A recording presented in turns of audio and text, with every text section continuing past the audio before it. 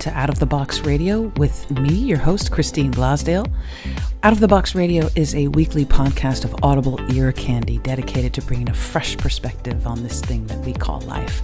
And each and every week, we're going to be diving into the topics that matter most with lively conversations on issues such as health, wellness, and transformational healing, all with the goal of creating a better world and becoming a happier human being. I will be your tour guide for this epic adventure, and each and every week we're going to be embarking on a journey with the ultimate goal being transformation to our highest potential. And now, let's get out of the box.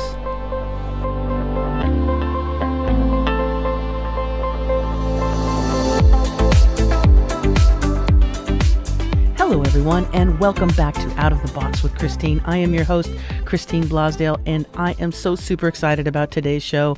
I have one of my favorite little peoples in here.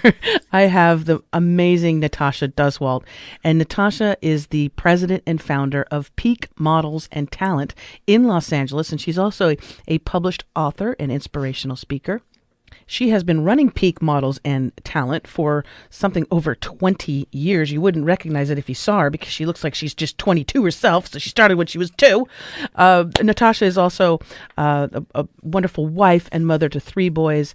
And she has a story. Actually, she's got a few stories that I just really wanted to share because she just knocks me out of the ballpark every time I see her and I see her talk to an audience. So I want to welcome to Out of the Box with Christine, Natasha Duswalt. Thank you, Christine. I love it. This is awesome. Thank you for having me. And yeah, happy to share my journey and hopefully it helps someone else. And what a journey it is. So, well, I mentioned at the beginning that you are the president and founder of Peak Models and Talent in Los Angeles.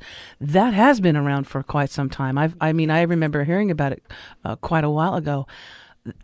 That is amazing that you're running a talent agency out of Los Angeles. You must be very busy.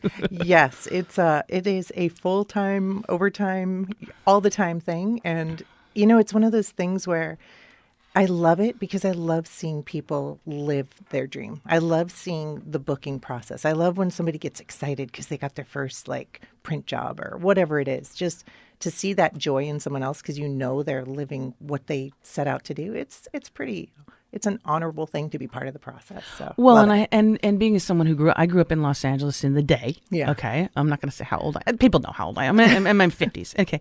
And I have to say that the modeling agency and the casting agencies, in my experience, were pretty kind of creepy, and run by some weird guy with a plaid polyester suit, and he had an ashtray, you know what I mean, in a couch. Yeah, the casting couch, or the GWC, the guy with camera. Oh.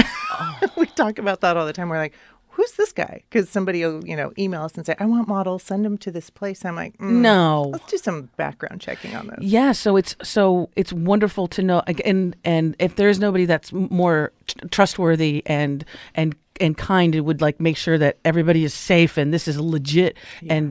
and appropriate would be you. So if there are any wonderful models or talent that would be interested, I would gladly send them to you. Thank you. And trusting, because again, it can be quite a strange business. Yeah, it definitely has its little dark alleys you got to avoid. And as you grow and learn about the business, you start to see what to look out for.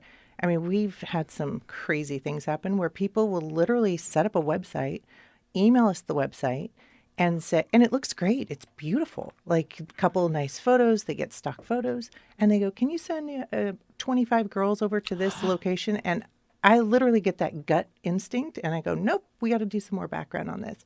Do some research on it." We have a bunch of tools we have in place where we can check on things, and we find out it's some weird house in the valley. Oh, we've stopped a lot of things. And it's one of those things where I'm like, I think I'm supposed to do this just for this reason. Maybe it's really interesting. I've found that I've I almost feel like I'm a gatekeeper sometimes. Like, no, we can't do that. Well, no, you have to be, because You just don't know. yeah, and it, like I said, it's been going on Yeah. for a long time. I do with actors, actors, Yeah. actresses, and of course with models. Oh my goodness!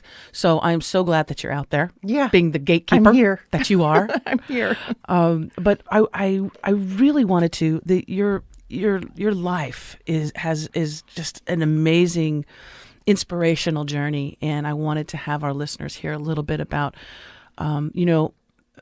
many of us have, well, we have bumps along the way. We have childhoods that have moments of trauma, of sadness, of depression, but they're moments a lot of times. Yeah. And those things, as we know, can stay with us our entire lives. Yeah. Even if if we're super successful in our careers and things like that, those memories and those things that have happened to us can hold us back. But you have just a powerful story about your childhood, and I was wondering if you could share that with our listeners today. Yeah. Typical, family in the West Valley, mom, dad, brother, sister, 2 girls, boy. And it was just a rough life because my dad had some really severe addiction issues, and he was loving and wonderful when he was him. And then when he wasn't, watch out, because it was like he was gone. It literally was like somebody else took over. It's like a Jekyll and Hyde type Yeah. thing. And it was so terrifying as a little kid because you just didn't know what you were walking into. So early on, I always felt this pressure of like walking on eggshells. Like you'd walk in the room, and I remember thinking, I need to check the temperature. I need to check the weather, because I need to get the vibe on the room To be prepared. to see which direction I was going to go. Is it safe to go in? Is it not? And when you learn that early on, it's an amazing life skill, because to this day, I walk into situations and I can read a situation, and I've avoided a lot of danger that way. I don't know what it is. It's like a sixth sense. Like, Well, that's why you're also a great, like a producer and a creator, because you need to have that control of everything Yeah. to feel safe as well. yeah. And it's, and part of my issue is I don't want to put that paranoia on like my kids and stuff. But when I go into any public place, I look for exits. Other people don't. It's just like ingrained in me. Like, okay, how do I get out of here? Right. I always drive my own car. I've always done certain things have kind of developed in me where I need to have an exit strategy. And I think it comes from a childhood filled with danger, so forth, So what kind? So would he? So if so one day, like if he was working, he'd be fine. Yeah. And then what was his addiction? It was an alcohol addiction. But it wasn't just like, I know functional people who, have alcohol, but they're functional and they live productive lives. He would just derail. He was a raging alcoholic. Yes. Oh, yes. Okay. And it was, just things would be broken and tables would go flying and dishes would fly. And you're, at 7 years old, you're like, what's going on here? And I know a lot of kids deal with this. And as I've gotten older and talked to other people, most people are ashamed. They have shame about it because they feel like it's a reflection of them. Oh, And yeah. I think I carried that in my early years. And even when we were talking about books and talking about our stories, and I was sharing with some other women and with my husband, Craig, I had a moment where I was like, I can't write this. I can't talk about this. And it really almost shut me down. I was like, I'm not doing any of this. We got to cancel this. And I told Craig, I'm like, I want to take my story out. I don't want it in the book. And he's like, what's going on? And I said, I feel like I'm dishonoring my dad. And because I love my dad. He's my dad, Of course, right. and he's no longer with us. And I'm like, I feel like what I'm doing isn't okay, because he was a great person, brilliant man. He's a, nuclear engineer. He's a smart guy.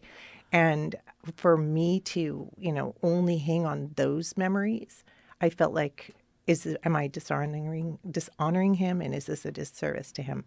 And as I realized and really thought about it and went deep into this, I was like a weight was lifted. I'm like, no, there are people you have in your life that teach you how to live, And some people teach us how not to live. Exactly. And God bless him, because he taught me what not to do so that I could have a productive life. And when you're talking about the book too, that you actually in your chapter is in this, because Yes. you are the author of this, Women Who Rock: Inspirational Stories of Success by Extraordinary Women.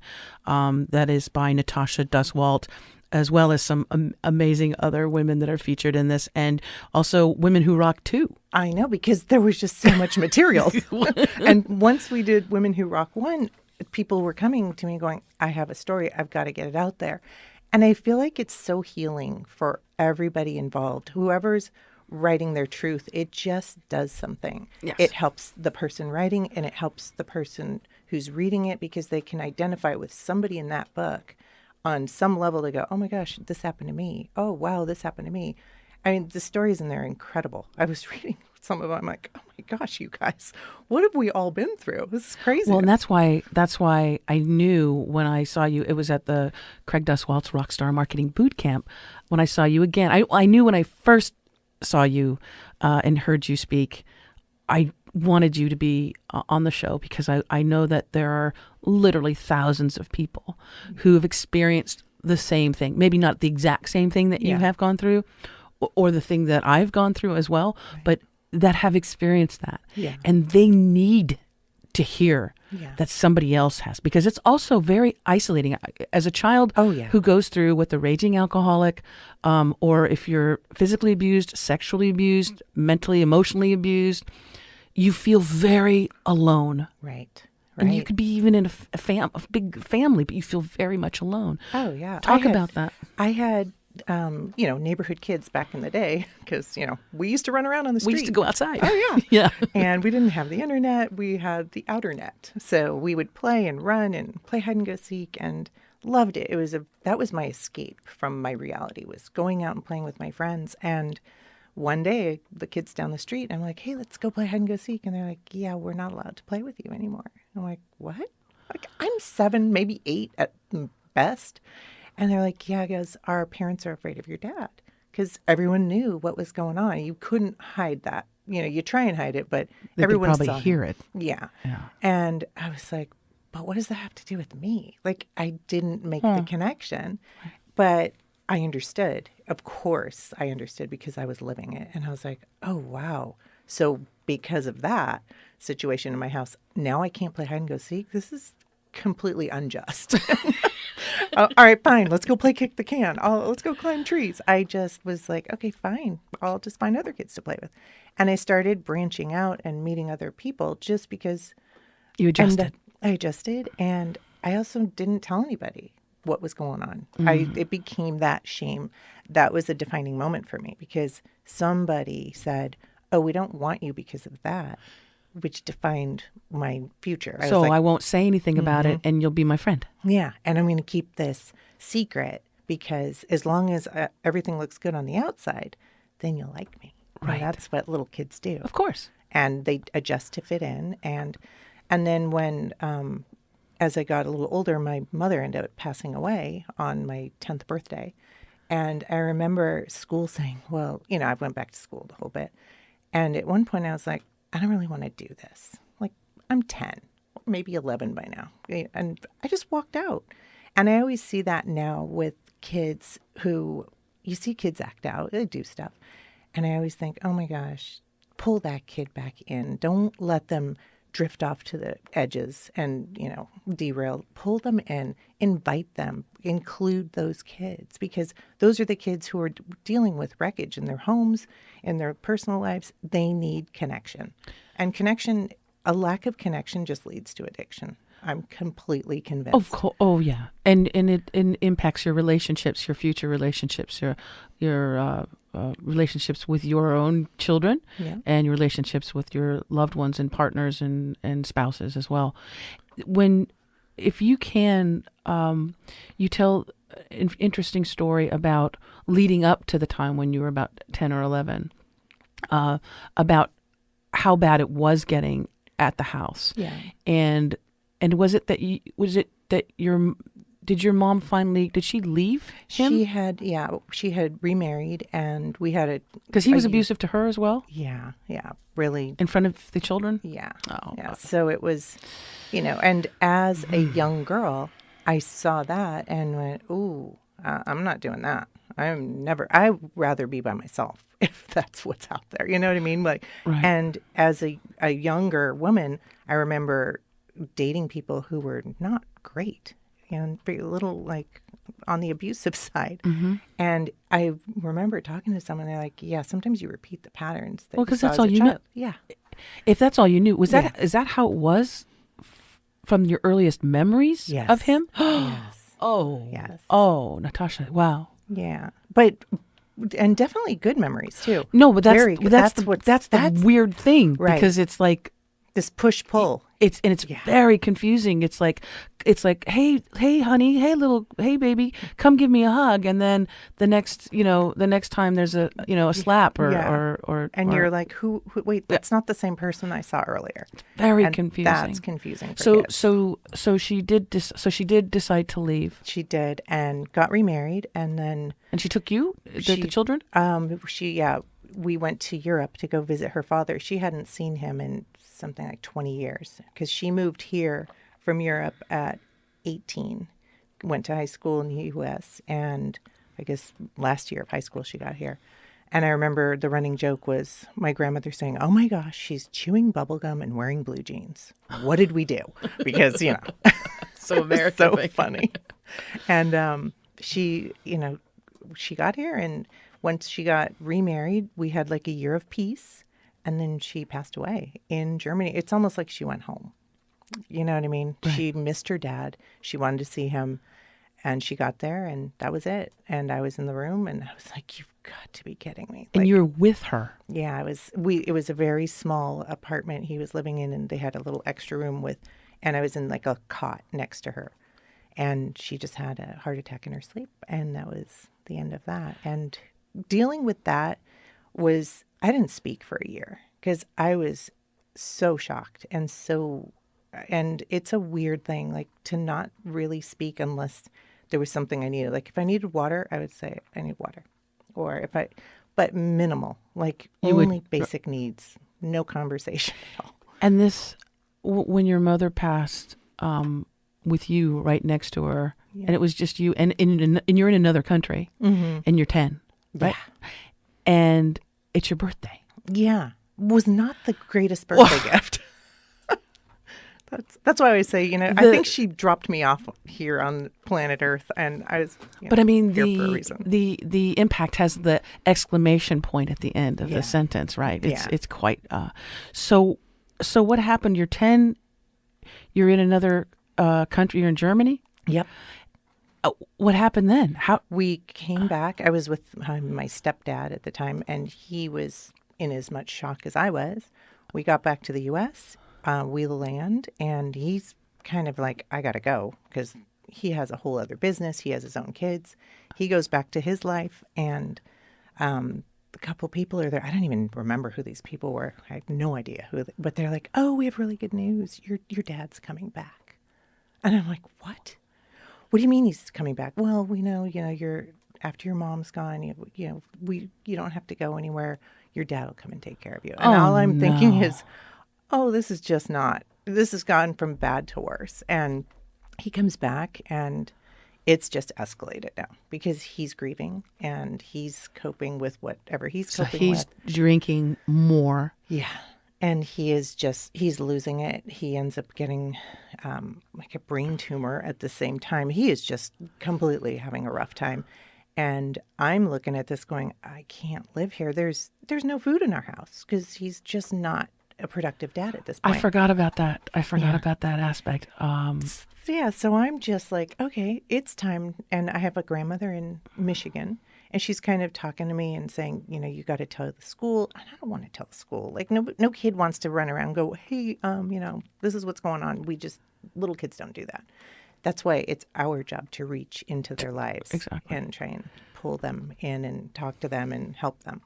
So I go, and I write a letter to the district attorney because my grandmother's like, well, there's one way out, but you have to write a letter. And you're like, I'll write that damn letter. I'm like, who do I write to?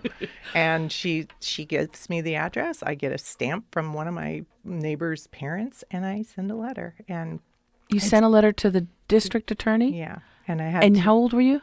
probably 11, I guess. Maybe. Oh, my. I mean, it's blurry, but it's 11, Yeah. 12 max, but I think I was still 11. And I ended up going to court and my dad and I were this close as we're sitting, and there's a judge and somebody else there, or mediator, I don't even know, because, it was a long time ago. And they said, okay, we got your letter. And I think the look on my face showed them like, oh my gosh, why would you tell them I wrote a letter? Right. And Because now if it doesn't work out, he's going to be even more upset with me. raging at me. Right.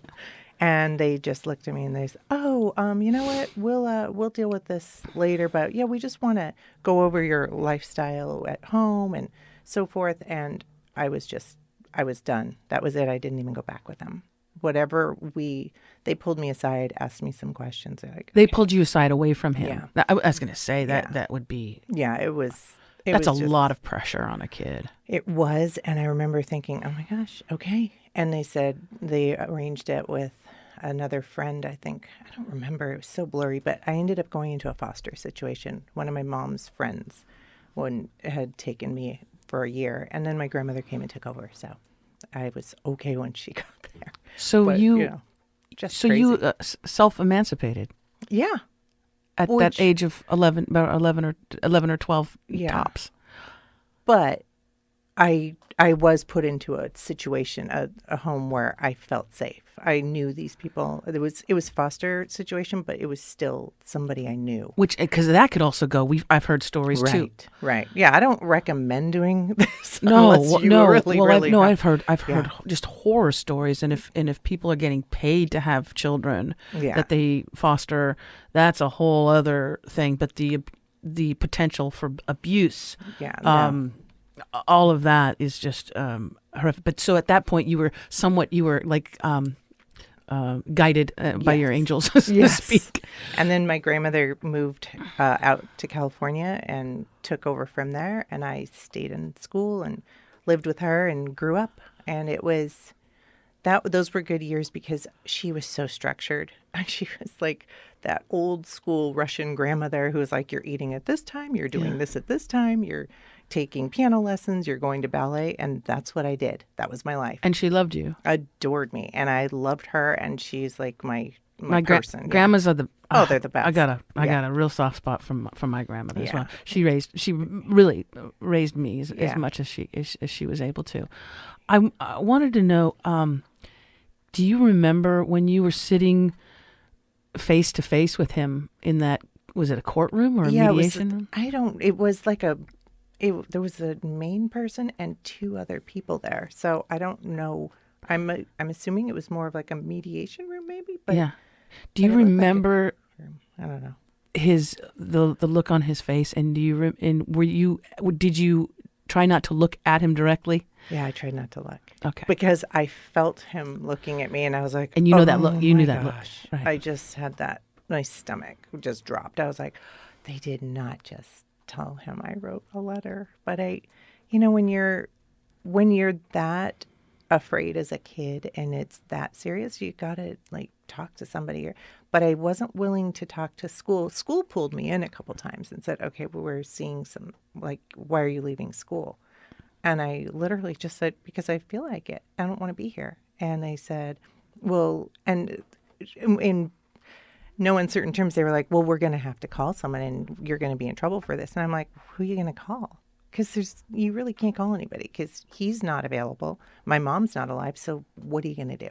Right. And that was a defining moment for them where like, we've got a little crisis situation here. This kid is, because I was defying I was really kind of mad at the adults around me. Yeah. Because I felt like they had all failed me. Everybody would come over and say, oh, we're so sorry if there's anything you need. And then they were all gone.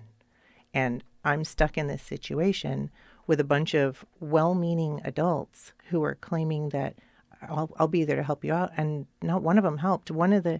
They assigned me a caseworker while I was still in the house before leading up to the date where I wrote the letter. I don't know what, I had a social worker or something who was kind of checking in on me. And I remember calling her one weekend and saying, okay, it's getting really bad. And she said, here's my number. Call me if you need me. And I called her and she's like, yeah, it's Saturday. I'm off, so I'm really sorry. Call me next week. And I was Oh a my big God. and that was that moment where I was like, oh, okay, this is on me. I got to take You care of can't this. depend upon it. You're not Yeah. able to, you're not going to be able to depend upon anybody else except for Right. your own wits and Yeah. and then thus the letter. Yeah. And when you're, all of a decade old and you have to, and you're faced with that. And it was a real big letdown at that time. I was like, wow, like she literally hung up on me. She was like, it's the weekend. I can't deal with Oh this my right now. God. Because it was a job for her, but this was my life. And so as a little kid, you're like, oh, okay, so you're really not there for me. And that just creates Well, like when this- there's also when there's a raging parent, a violent parent at the house, they're not on a schedule. right. Like, okay, I'll be good. I'll be good Saturday and Sunday. Yeah. but That's come just- Monday, I'm letting it rip. Mm-hmm. Wow. No, there's no like timing for that. And so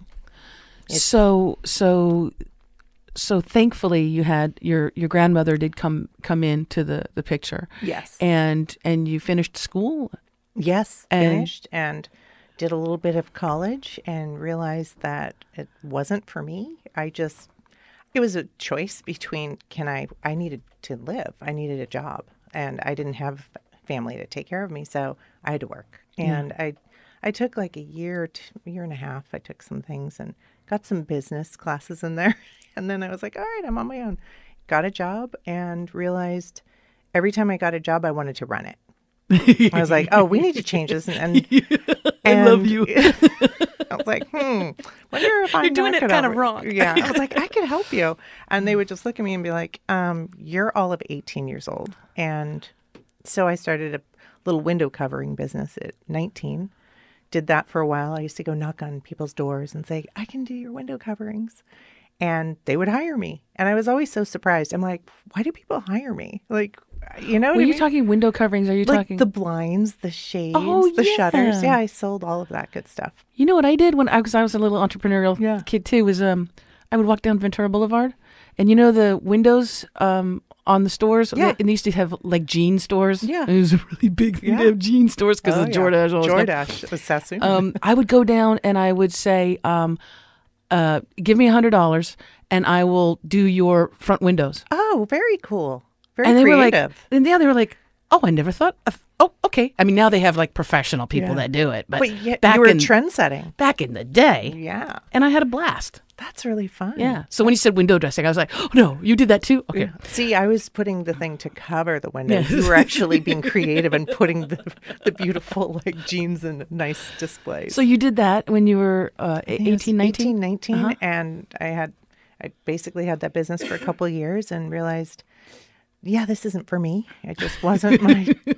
It was just, I was dealing with contractors and people hanging windows and window coverings, and sometimes they weren't available, and I'd have orders on. I couldn't do it. Wasn't So- the most creative. no thing for you, and I right. just was like, yeah, this was great, but it wasn't for me. And then I fell into modeling out of complete need for money again. I was like, what's next? I need to make some money. A friend of mine said, I think you can get a job downtown trying on clothing. It's really easy. They'll pay you. You try on the dresses and you'll be in the showroom. I was like, great, and I had zero confidence. When you grow up in an arena that I was in, confidence isn't built in. Boom. Yeah. So I was like, no, they're not going to hire me. She's like, just come down. We'll see. And just, walk in, meet everyone. And they hired me on the spot. I was like, this is kind of cool. I got my first paycheck. I'm like, this is awesome. And I started doing that. And I just kept going and going. And one day I was like, oh my gosh, this is amazing. But I had no idea what I was doing. And then I found out that I would shoot like a catalog and I'd get paid $100, and the girl next to me was getting paid $1,000 because she had an agent. That ain't right. I know. I was like, I think I should do that. And I learned as much as I could, met everyone, and I collected every business card I could. And to this day, I still work with some of those clients. And it's been over 20 years because Wow. I worked with them as a model. And then when I transitioned, I went to a seminar. That's where I got the courage to open the agency.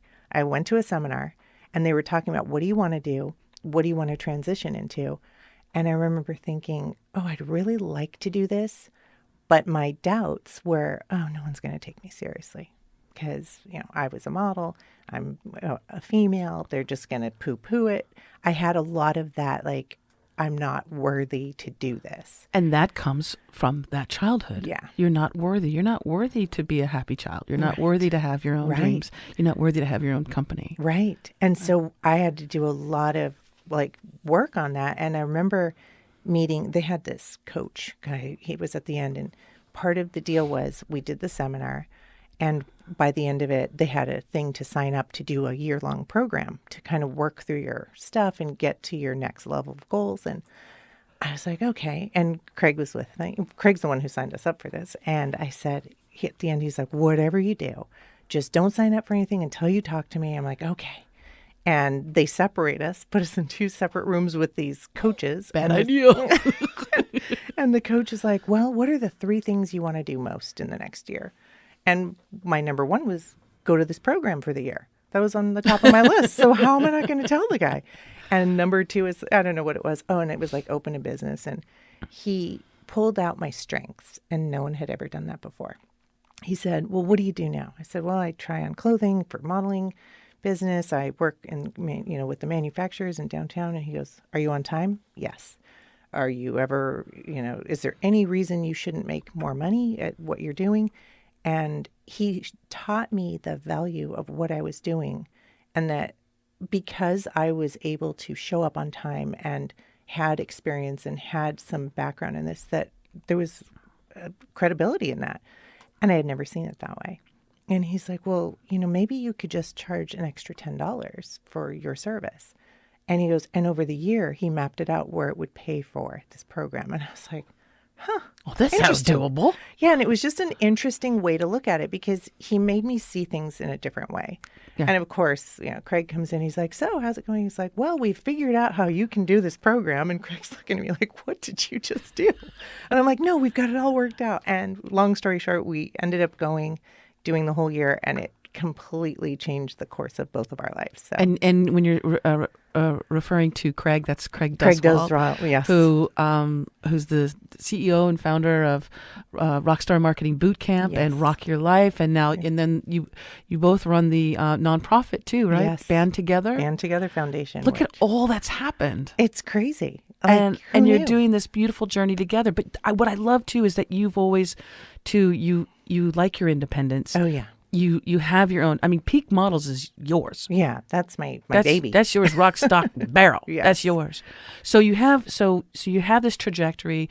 You've got the motivation. You've got the tools. You've got a great guy with you too, who's the most loving, kind, sweetest. He is heart. a good person. He's a good guy. Yeah. So you have all of that, and then you have as you do, you have 3 wonderful boys, right? Yeah, 3 boys. And they're taller than me. I'm like, what happened? I was always taller than everyone. No, it's not that way anymore. So it's okay. So you're going through life and things are wonderful? Yeah, until when they were little, right around 1, 3, and 5. And, that's a busy time. You are just run down. You're tired. You don't know if your hair's up or down because you're just getting through it because you got toddlers. And I'm at pumpkin patches. I'm working. I'm doing this. I'm everywhere. And I just remember going, I'm so tired. I'm so tired. And I would say it all the time. And then people would go, oh, it's because you have little kids. I'm like, no, I just feel unbelievably tired. I'm falling asleep reading to them at night. I would read these, books to them. 7 o'clock, little kids go to bed early. I'd go to bed, sit with them in their bed, and I'd be asleep before they were.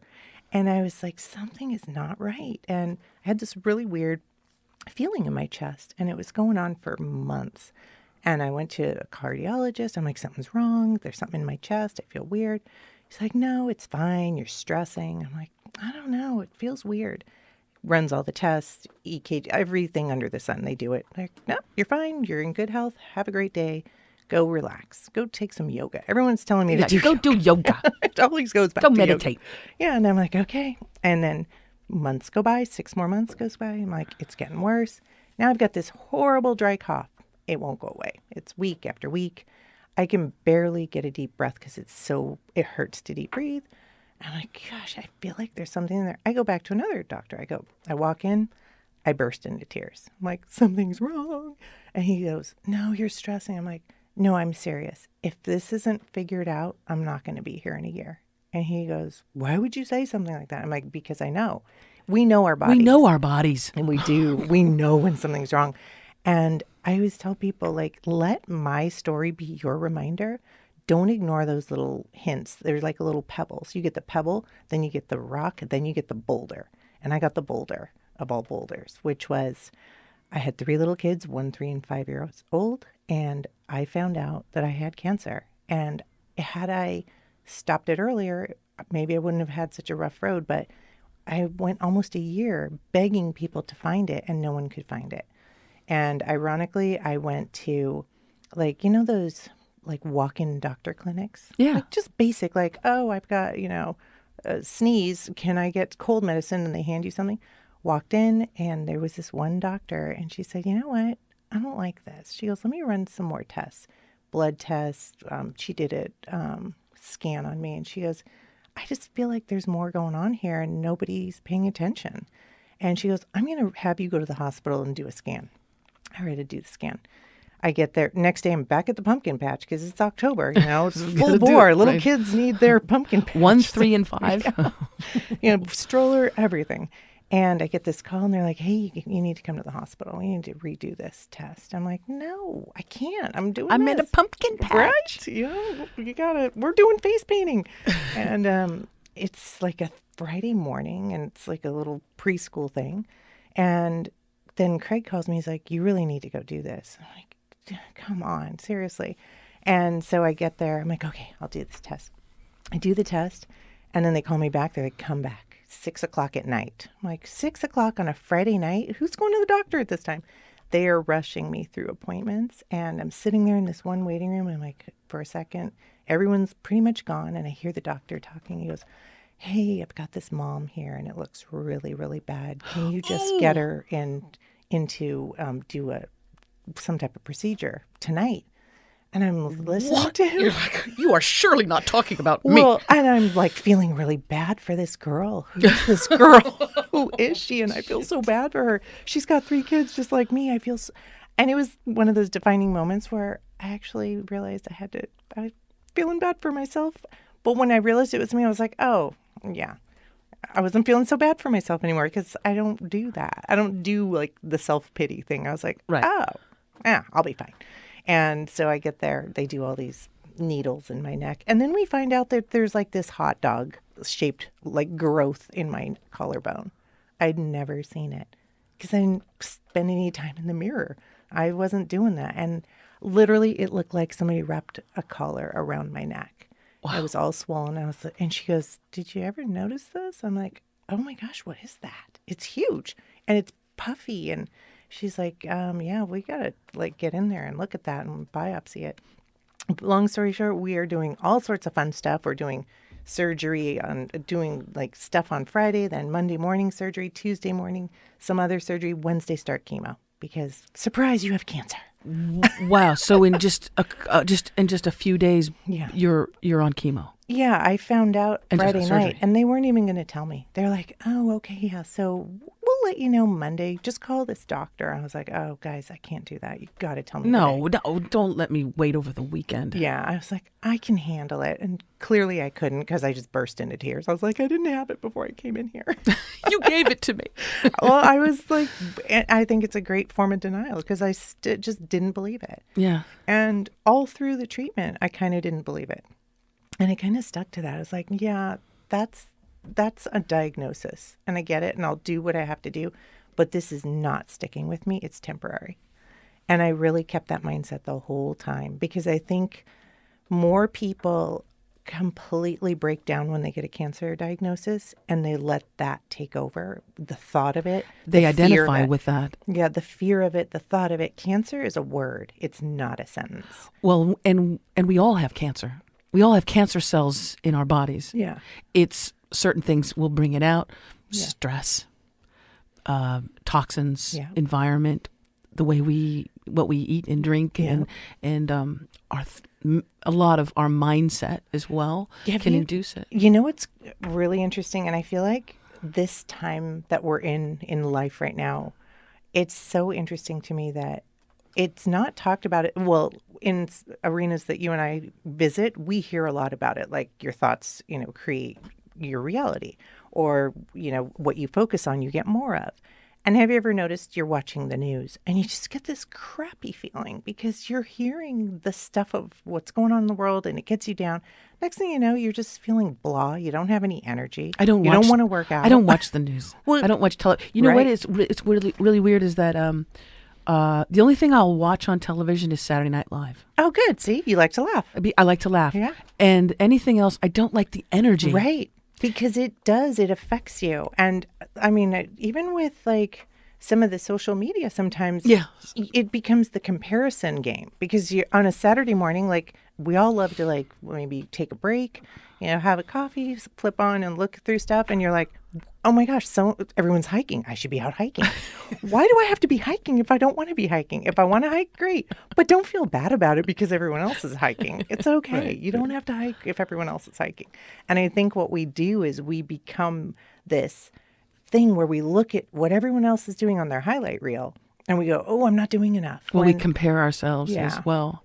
And I think what you were touching on too about the whole idea about our thoughts and our beliefs and the impact that has. It's scientifically proven. Yeah. The placebo effect is a perfect example, right? Yeah. Where someone can someone with a lab coat, like a doctor with a medical certificate on the wall, stethoscope around his neck, can hand you a pill. And let's say you're someone who has high blood pressure. Right. They can hand you a pill and they can say, this is the latest pill. This is the latest medicine from Scooby-Doo pharmaceuticals. Right. And it's literally that once you take this, the amazing thing about this drug is that once you take it within an hour, your blood pressure will be lowered. Right. And you, believing the doctor, believing the stethoscope, believing the medical certificate, believing in pharmaceutical companies, right, you will take that pill and lo and behold, in 1 hour, your blood pressure will be normalized or be lowered from high to low to normal. Right. And then the placebo effect is that pill is nothing but a sugar pill. Interesting. There's no medicine in it. Yeah. That's the power of our thoughts. Right. That's the power of our belief system. Right. So if you're told you've got cancer, you only have 3 to 6 months to live, what does that do to us? Right. Right. Imagine that. Like you take that on and suddenly you own it and you start creating your body exactly, and your cells and everything is like, okay, Captain, we've only got 3 to 6 months, so we're going to make sure that happens. And we might even kick off a little bit earlier because, it's going to happen anyway. Right.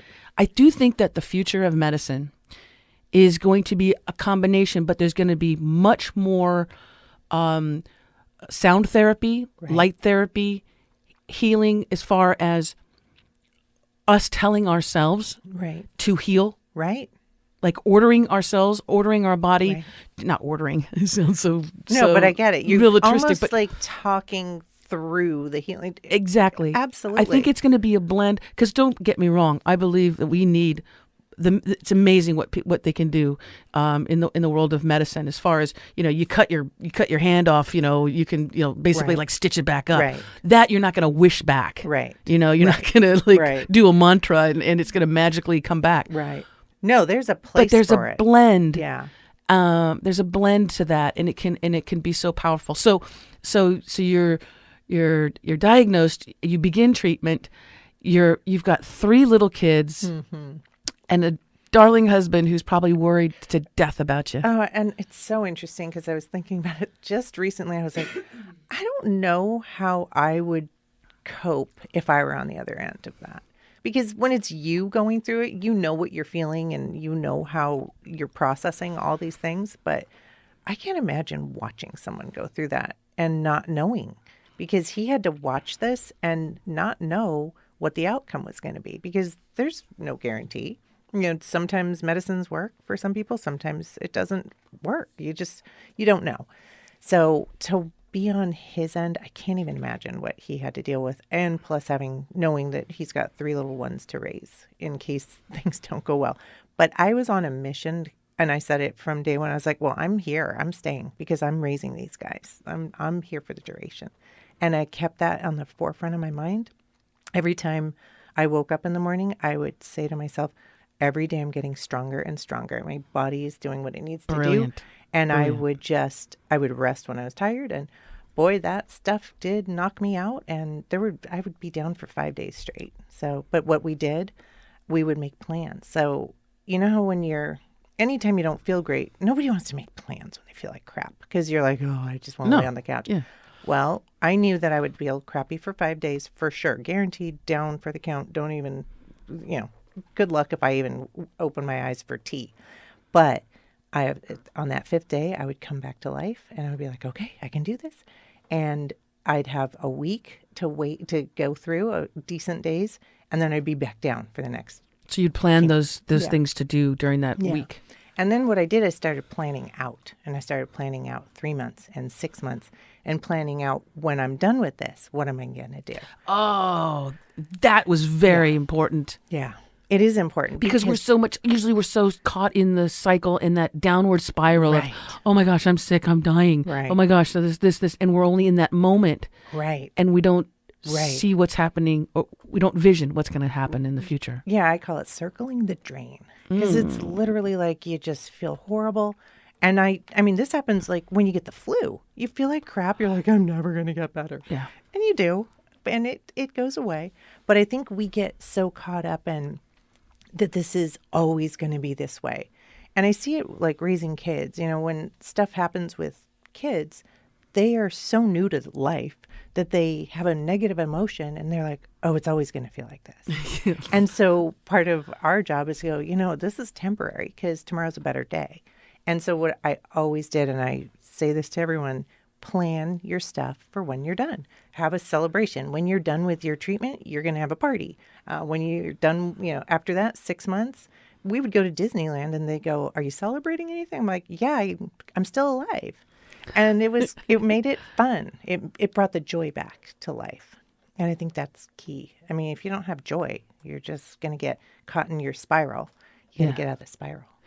And you had an interesting way of looking at it being diagnosed and then going through all the treatment. Did you have something too where you were supposed to go for a treatment and you were thinking about leaving? Yeah. Yeah, I have those moments. That's my defiant side. So they decide, I've got to do all these surgeries before chemo. And they're going to put this device in my body, which is going to sit right in my top of my chest, and it's going to feed a line up into the main artery so that the medicine goes straight in, and it's a done deal, and it makes it easier to deliver. It's called a port. And I get there, and now the surgery's been delayed for an hour. And I'm like, oh my gosh, another hour in my head with all of this? No. And I start panicking because I don't want to do this as it is. Right. I've totally lost control of my entire life. Like, this is not even my life anymore. Right. Like, somebody came in and took my life and gave me this one I didn't approve of.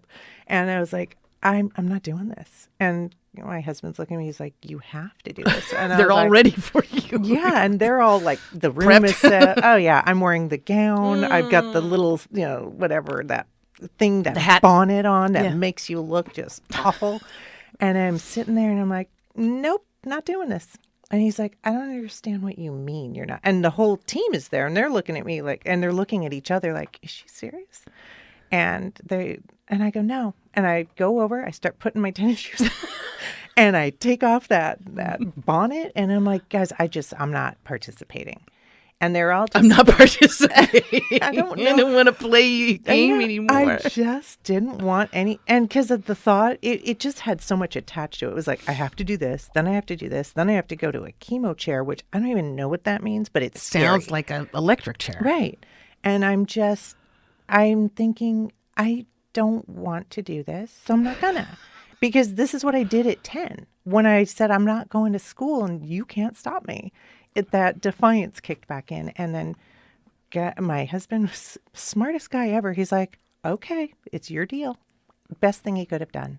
Because if you push, then I'm really running. Right. And he's like, nope, it's her life. It's her deal. Don't stop her. And as he said it, I was like, oh, I'm back in charge. It felt like I got myself back for a second. Because when you're in a scary medical situation, and the people are wonderful. I mean, those nurses and doctors, those are superheroes. They truly are. They are lifesavers and superheroes, and they're so compassionate. They're so kind, and they literally talk you through because they know what you're dealing with. And to see them look and kind of step back and go, okay. And everyone's like, all right. And the best thing when he said that was, let her go. It's your decision. Yeah.